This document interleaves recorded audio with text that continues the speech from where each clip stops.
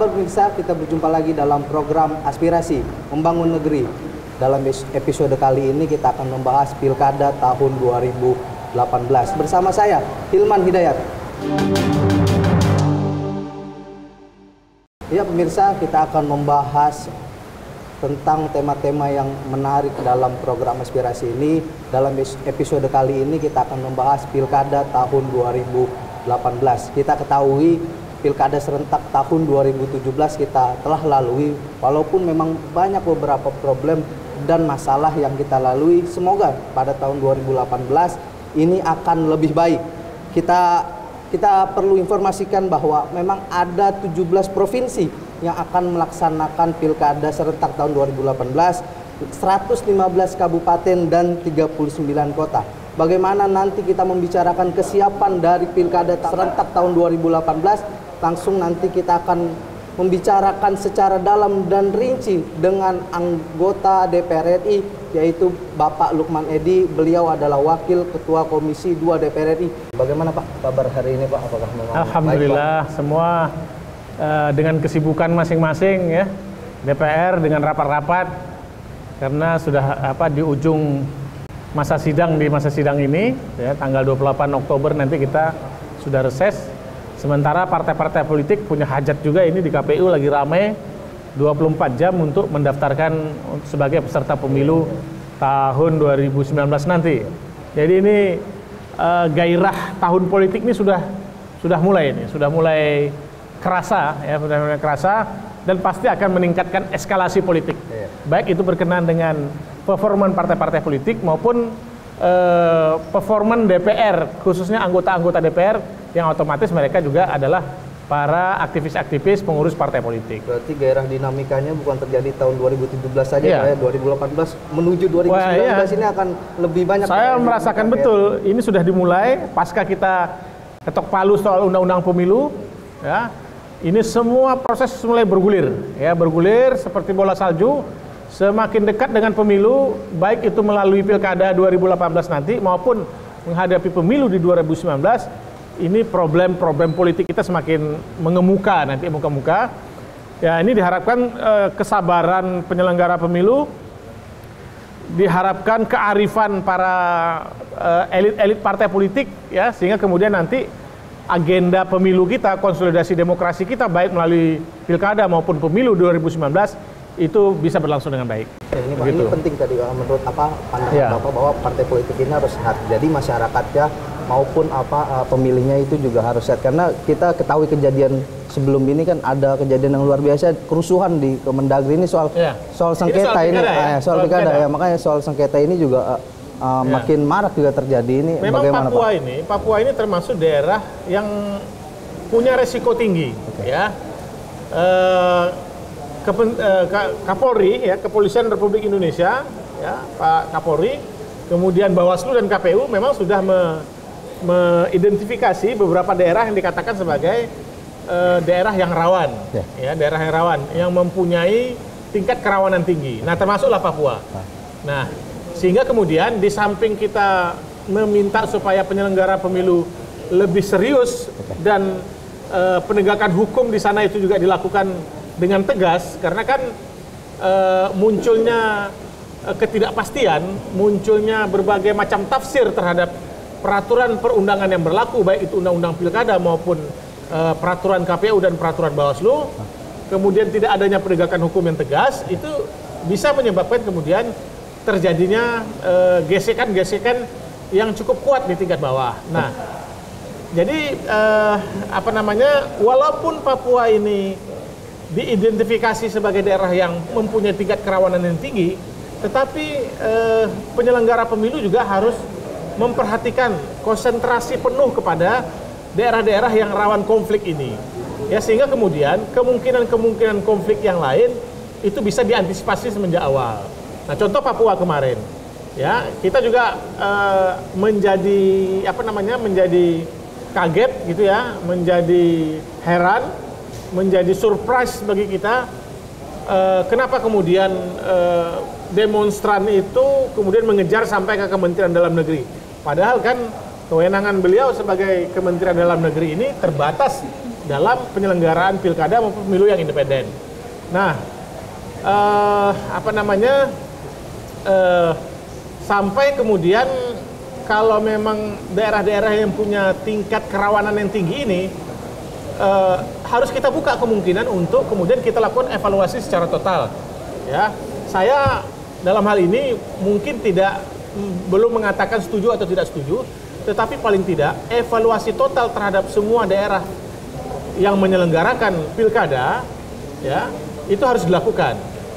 Ke depan memungkinkan untuk sistem pemilihan kepala daerah itu asimetris, berbeda dari satu daerah dengan daerah yang lain sesuai dengan kearifan dan karakter lokal masing-masing.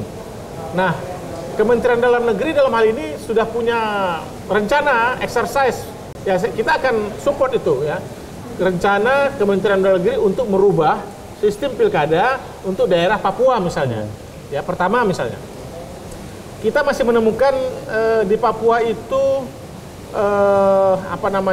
sistem noken, ya. Jadi pemilu yang diwakili oleh kepala suku, kemudian ditusuk rame-rame ya atas nama masyarakat sukunya, kemudian itu dihitung sebagai suara yang sah, ya. Nah, hal-hal seperti ini kan tidak bisa kita berlangsungkan terus, ya, berlangsungkan terus. Ini akan mempengaruhi kualitas demokrasi kita. Terus yang kedua, daerah-daerah yang punya konflik yang tinggi, calonnya menang, euforianya luar biasa, calonnya kalah, protesnya luar biasa, ya, sehingga kemudian terjadi bentrokan. Nah, daerah-daerah yang mempunyai kualifikasi rawan konflik sosial seperti ini, sah kalau kemudian ke depan dilakukan perbaikan menjadi sebuah pilkada yang tidak asimetris dengan daerah-daerah yang lain. Berarti kan memang sebenarnya kita menginginkan bahwa pilkada ini berjalan damai dan aman, Pak. Nah, ini bagaimana peran dari Komisi 2 untuk sosialisasi ke masyarakat? Kami terus melakukan pemantauan, hampir setiap akhir minggu kami mengunjungi kabupaten dan provinsi yang sedang mengalami atau sedang persiapan pilkada. Kita evaluasi soal dukungan pendanaannya, kita evaluasi soal keamanan, persiapan-persiapan keamanan dari KPU, dari kepolisian dan TNI. Kita tanyakan soal misalnya dukungan dari stakeholder pemerintah daerah, ya. Kita tanyakan kepada tokoh masyarakat bagaimana sosialisasinya. Itu terus kita evaluasi, ya. Dan kita minta Bawaslu dalam setiap kesempatan untuk bertindak tegas, karena penegakan hukum tentang election di Indonesia ini, baik itu pemilu maupun pilkada, itu sepenuhnya berada di tangan Bawaslu, ya. Bawaslu sebagai penyelenggara pemilu yang diberi tanggung jawab untuk penegakan hukum, ya, tegak lurus. A katakan A, B katakan B, yang salah katakan salah, yang benar katakan benar. Berarti memang sebenarnya Komisi 2 itu sudah selalu berupaya untuk menekan angka pertikaian, Pak, di setiap daerah itu, Pak, ya? Iya, intinya itu tadi, kita ingin prosedurnya berlangsung baik, kemudian kualitas pemilu terjadi peningkatan. Oke, baik, nanti akan kita lanjutkan di dalam segmen yang selanjutnya. Kita akan jeda dulu sebentar.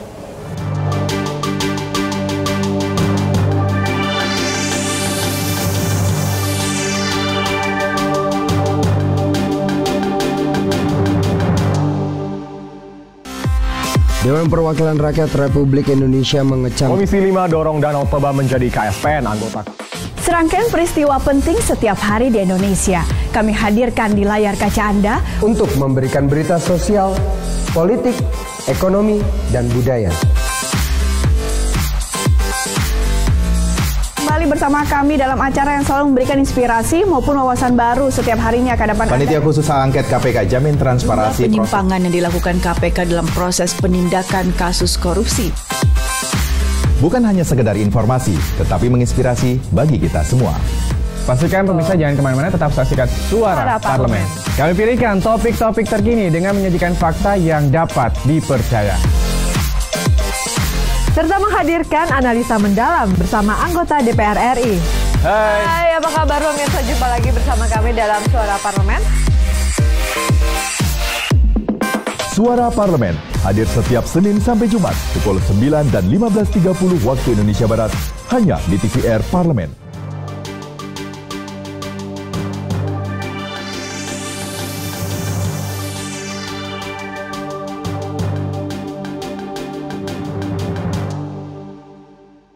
Ya pemirsa, kita kembali lagi pada segmen selanjutnya.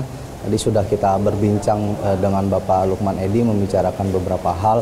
Ya kita lihat beberapa banyak konflik juga yang ada di Indonesia pada Pilkada tahun 2017, yaitu ada di Aceh, ada di Papua Barat, ada di Papua, ada 50 sengketa yang masuk ke MK, dan konflik di Papua sudah telah menewaskan 4 orang. Dan ini yang tidak sangat kita harapkan dalam penyelenggaraan pemilu Pilkada serentak. Langsung kita lanjutkan pembicaraan dengan Bapak Lukman Edy. Sebenarnya apa yang harus dievaluasi Pak dalam sistem kepemiluan Pak ke depan pada tahun Pilkada 2018 ini Pak? Ketika kita melakukan perbaikan, revisi terhadap undang-undang Pilkada, dan ketika kita melakukan perbaikan terhadap undang-undang pemilu, ya, yang barusan kemarin ini kita ketok, isu penting yang kita lakukan perbaikan adalah soal penegakan hukumnya. Ya, soal penegakan hukumnya. Kita masih menemukan kasus-kasus pemilu kita maupun pilkada kita itu rawan terhadap politik uang. Ya. Artinya mulai dari misalnya kalau kasus pilkada itu mulai dari mahar politik, ya, kemudian sampai kepada kandidat menerima sumbangan-sumbangan yang tidak bisa dipertanggungjawabkan, kemudian sampai kepada membeli suara di tingkat, baik itu di tingkat TPS maupun di tingkat pengumpul-pengumpul, yang dalam istilah kita bisa beli suara itu secara eceran, ya, langsung kepada pemilih dalam bentuk misalnya serangan subuh, kirim sembako, ya, amplop, menyebar amplop, dan lain sebagainya. Ada juga yang melakukan pelanggaran dengan melakukan beli suara, ya, beli suara secara grosiran, misalnya manipulasi dan mengupgrade suara yang diterima.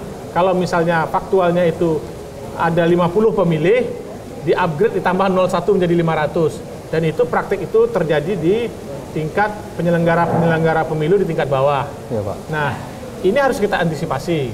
Di revisi terhadap undang-undang pilkada dan revisi terhadap undang-undang pemilu, kami memberikan rambu-rambu yang ketat terhadap itu semua, sehingga memungkinkan si kandidat itu bisa diproses secara pidana, tetapi juga di samping diproses secara pidana yang membutuhkan waktu lama, diberikan kewenangan kepada Bawaslu untuk langsung memberikan tindakan dianggap sebagai sebuah pelanggaran administratif yang berimplikasi kepada diskualifikasi kepada calon. Jadi calon itu bisa didiskualifikasi, calon kepala daerah kalau menggunakan ASN, kalau mengganti ASN, kalau menggunakan uang APBD, menggunakan jabatan fasilitas-fasilitas negara untuk memenangkan kandidat dia sebagai calon kepala daerah, maka ada pasal di dalam undang-undang pilkada dan undang-undang pemilu untuk didiskualifikasi oleh Bawaslu. Itu yang pertama.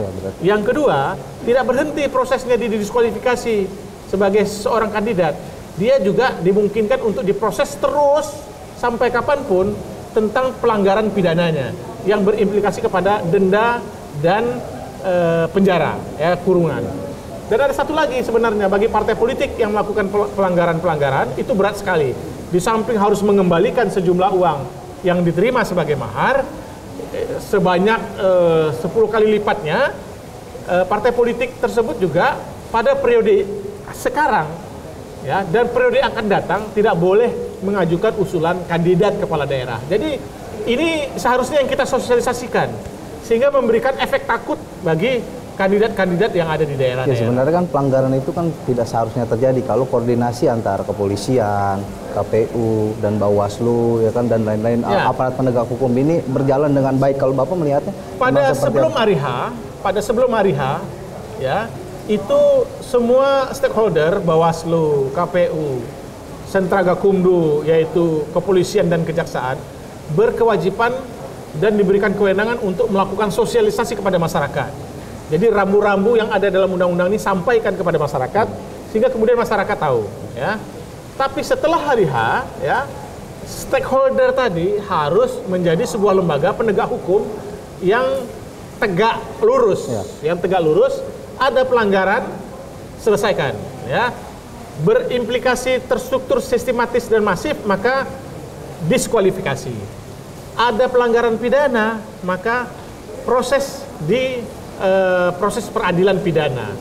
Jadi dua bentuk pelanggaran yang sebenarnya simultan, tidak saling menunggu. Kalau sebelumnya kan pelanggaran administratif ini menunggu dulu. Kalau misalnya pidana memutuskan ada pelanggaran, baru kemudian bisa ditindak secara administratif. Kalau sekarang kita bikin simultan. Bawaslu sudah menemukan bukti yang kuat terjadinya pelanggaran, maka Bawaslu boleh memutuskan menindak kandidat saat itu. Kalau misalnya tidak puas, kandidat boleh melakukan challenge ke lembaga peradilan yang disediakan di dalam Undang-Undang Pilkada. Berarti tidak perlu ada kompromi, Pak, ya? Nggak perlu, nggak ada kompromi. Langsung tindak untuk gitu, meningkatkan kualitas pemilu kita ini tidak perlu kompromi. Pelanggaran harus katakan pelanggaran, berikan sanksi. Oke, baik pemirsa, kita akan membahas lagi selanjutnya, segmen selanjutnya dalam pembicaraan kita tentang Pilkada serentak tahun 2018. Tapi sebelum masuk ke segmen selanjutnya, kita akan menyaksikan pendapat masyarakat tentang Pilkada tahun 2017 dan harapan mereka tentang Pilkada tahun 2018 mengenai calon-calon pemimpin-pemimpin di daerahnya mereka.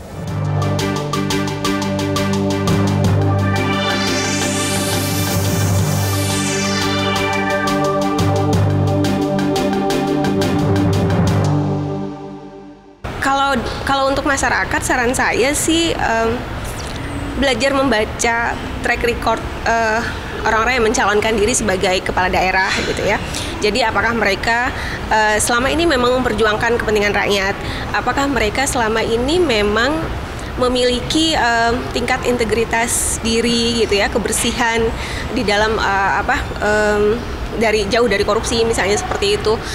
Itu bisa dinilai sendiri oleh masyarakat sebenarnya. Jangan sekali lagi nih, jangan memilih orang yang membayar.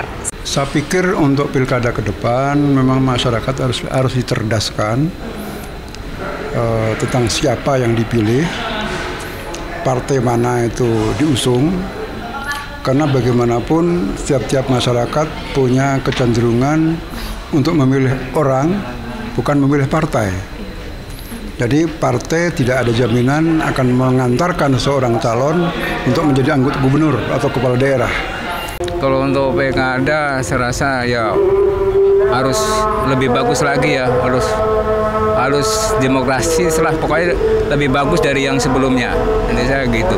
Masyarakat itu lebih memilih orang yang terkenal lah, atau enggak dia itu terpandang, terus lebih belusukan kayak Pak Jokowi gitu. Jadi orang kalau misalnya dia nggak belusukan cuman bagi-bagi duit, kayaknya sekarang udah nggak musim deh. Orang tuh lebih seneng sama yang namanya belusukan, langsung turun ke masyarakat ke bawah.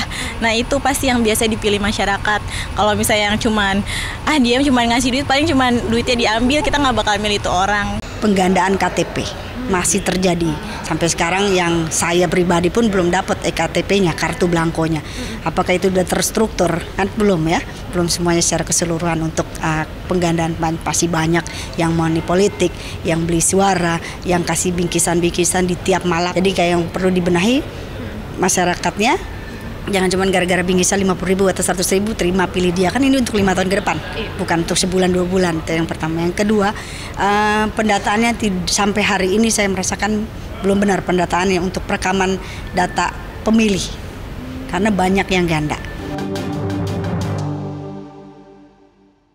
Ya, tadi kita sudah saksikan bersama-sama banyak pendapat masyarakat tentang pelaksanaan Pilkada tahun 2017 menuju 2018. Banyak hal yang dievaluasi, banyak hal yang disoroti oleh masyarakat, mulai dari money politik, mulai dari penggandaan KTP, korupsi, dan lain-lain. Kita akan lanjutkan perbincangan kita dengan Wakil Ketua Komisi 2 DPR RI, Bapak Lukman Edi. Pak, tadi kita sudah menyaksikan, Pak, banyak pandangan tentang masyarakat. Ada yang menyambut positif, ada juga yang menyambut negatif. Nah ini bagaimana pandangan Bapak? Ketika kita melakukan revisi terhadap undang-undang ini, pendapat-pendapat seperti ini, termasuk ketika kita melakukan pemantauan ke daerah-daerah yang persiapan untuk melakukan pilkada, ya. Kekhawatiran kita terhadap money politik, ya, praktek-praktek politik uang, mulai dari hulu sampai ke hilir. Di hulunya beli partai, ke hilirnya beli suara, ya. Itu bisa terjadi, ya, bisa terjadi. Dan yang seperti disampaikan oleh Mbak tadi itu saya kira gambaran dari pendapat masyarakat secara umum. Ini menjadi beban kita, ya, menjadi beban kita, sehingga kami terus terang kami menyederhanakan persoalannya menjadi seperti ini. Hai penyelenggara pemilu, KPU dan Bawaslu, kalau Anda ingin meningkatkan kualitas pemilu dan pilkada kita ke depan ini, maka tolong bertindak tegas, penegakan hukum tegak lurus dalam rangka untuk mengantisipasi praktek-praktek politik uang, ya. Dan infrastrukturnya sudah kita siapkan, rambu-rambunya sudah kita siapkan, pasal-pasal tentang pelanggaran-pelanggaran itu juga sudah kita nyatakan di dalam undang-undang itu, termasuk kepada sanksi-sanksinya sudah kita siapkan. Nah, tinggal penyelenggara pemilu. Bahkan dengan Bawaslu itu kita ngomong, Bawaslu, Anda berani kereng nggak? Ya, berani galak nggak dalam hal untuk mulai mencium bau-bau politik uang sampai kepada ketegasan sikap dalam memutuskan berkenaan dengan sanksi-sanksi yang sudah kita siapkan itu. Jadi harus galak, harus kereng. Harus galak nih Pak ya? Iya, harus kereng. Ini ya? Bawaslu jangan kelemar-kelemar. Kedepannya kandidat-kandidat yang lain tidak berani untuk bereksersis, tidak berani untuk coba-coba. Karena begini, sanksi pidana itu tidak menakutkan bagi kandidat. Yang menakutkan bagi kandidat adalah didiskualifikasi sebagai calon. Nah, ini senjata itu sudah kita berikan juga kepada Bawaslu untuk menggunakan, ya. Pedang keadilannya itu harus dia gunakan. Ya, Pak. Nah, itu satu hal. Yang kedua dari komentar teman-teman tadi soal kesiapan teknis, misalnya masih ada konflik soal data pemilih, ya, EKTP palsu, masyarakat yang belum memiliki EKTP, verifikasi tentang EKTP, daftar pemilih tetap, daftar pemilih sementara, DP4, potensi pemilih, dan lain sebagainya. Ini kan banyak sekali instrumen-instrumen dalam kerangka daftar pemilih ini. Nah, kita sudah tegas juga menyatakan bahwa KPU, sudahlah, KPU jangan hitung yang lain. Ya, kita kan sudah mendapatkan jaminan ini dari pemerintah, bahwa pemerintah akan bertanggung jawab 100%. Pemerintah akan bertanggung jawab untuk melengkapi semua database kependudukan di dalam EKTP. Dan database kependudukan di dalam EKTP itu bisa dilihat progresnya itu setiap hari. Ya, hari ini berapa total penduduk Indonesia, besok berapa total penduduk Indonesia, bulan depan berapa total penduduk Indonesia, itu day to day bisa dilihat di sistem kependudukan yang dibangun oleh Kementerian Dalam Negeri. Tadi selain itu Pak, juga ada masyarakat yang menyoroti soal bagaimana pemilih ini harus memang benar-benar cerdas memilih pemimpinnya. Karena kita juga masih banyak mengalami kayak seperti black campaign, hoax dan lain-lain itu kan. Makanya sosialisasi penting. Ya. Kita kasih uang besar ini untuk KPU, Bawaslu, Sentra Gakumdu, bahkan kita dorong juga pemerintah daerah dan pemerintah pusat yang mempunyai kewenangan yang bersentuhan dengan kepemiluan, seperti Mendagri ini kan bersentuhan dengan kepemiluan. Ya, Kominfo bersentuhan dengan kepemiluan. Itu bertanggung jawab juga untuk ikut terlibat dalam sosialisasi. Ya. Sosialisasi ini menyangkut dua hal. Pertama, menyangkut soal memaksimalkan peran serta pemilih. Ya. Kita kan dihantui oleh menurutnya partisipasi masyarakat dalam pemilu. Ini bahaya. Kalau sampai dari satu periode ke periode berikutnya terus terjadi penurunan partisipasi pemilih, maka ini juga mempengaruhi kualitas pemilu kita. Yang kedua adalah sosialisasi tentang tahapan, sosialisasi tentang aturan-aturan, sosialisasi dengan sehubungan dengan rambu-rambu, masyarakat bolehnya seperti apa, tidak boleh seperti apa. Penyelenggara pemilu bolehnya seperti apa, tidak boleh seperti apa. Itu juga bagian dari sosialisasi yang harus dilakukan, termasuk sosialisasi kepada masyarakat. Ya, cara memilih yang cerdas, ya. Nggak bisa lagi penyelenggara pemilu, pemerintah tutup mata melihat masyarakat yang semakin pragmatis. Harus ada social engineering agar masyarakat kita ini semakin didorong untuk memilih secara cerdas, ya, memilih calon-calon pemimpin yang berkualitas. Dilihat track record-nya, dilihat visi misinya, ya, kemudian dilihat leadership-nya. Nah, baru kemudian masyarakat menentukan pilihan. Nah, penyelenggara pemilu harus bertanggung jawab sosialisasi itu. Ya, kita tidak ingin penyelenggara pemilu hanya bersosialisasi tentang tanggal sekian kita pilkada, tanggal sekian kita buka gugatan, tanggal sekian kita pelantikan. Tidak cukup dengan sosialisasi tentang tanggal penyelenggara. Ya, harus masuk ke wilayah pendidikan politik kebangsaan.